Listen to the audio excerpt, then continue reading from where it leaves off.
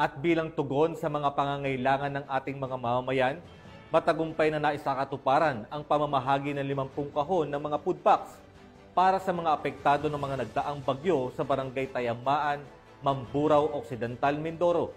Yan ang balitang tinutukan ni Patroluman Eloisa Joy Beredo. Bilang tugon sa pangangailangan ng mga mamamayan na naapektuhan ng sunod-sunod na bagyong Dante at Emong, matagumpay na isinagawa ang pamamahagi ng 50 boxes of food packs sa Sitio Dungon, Barangay Tayamaan, Mamburao Occidental, Mindoro.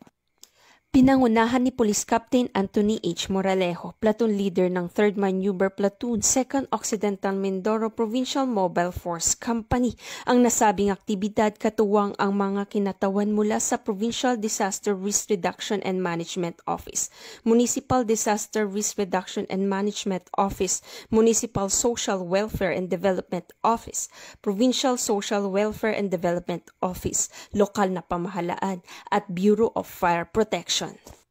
Layo ng aktibidad na maibsan ang paghihirap ng mga pamilyang nasalanta ng kalamidad at maipadama ang malasakit ng pamahalaan sa mga nangangailangan. Ang hakbang na ito ay bahagi na patuloy na pagtutulungan ng iba't ibang ahensya ng pamahalaan upang masiguro ang mabilis na pagtugon sa mga sakunang kinahaharap ng mga komunidad. Nagpaabot ng pasasalamat ang mga residente sa natanggap na tulong at suporta mula sa iba't ibang sangay ng gobyerno. Patuloy namang tiniyak ng mga otoridad ang kanilang kahandaan sa pagbibigay ng kinakailangang ayuda sa oras ng pangangailangan. Mula dito sa Calapan City, Oriental, Mindoro, ako ang iyong PNN Correspondent Patrolwoman Eloisa Joy B. Beredo, alagad ng batas, tagataguyod ng Balitang Pulis.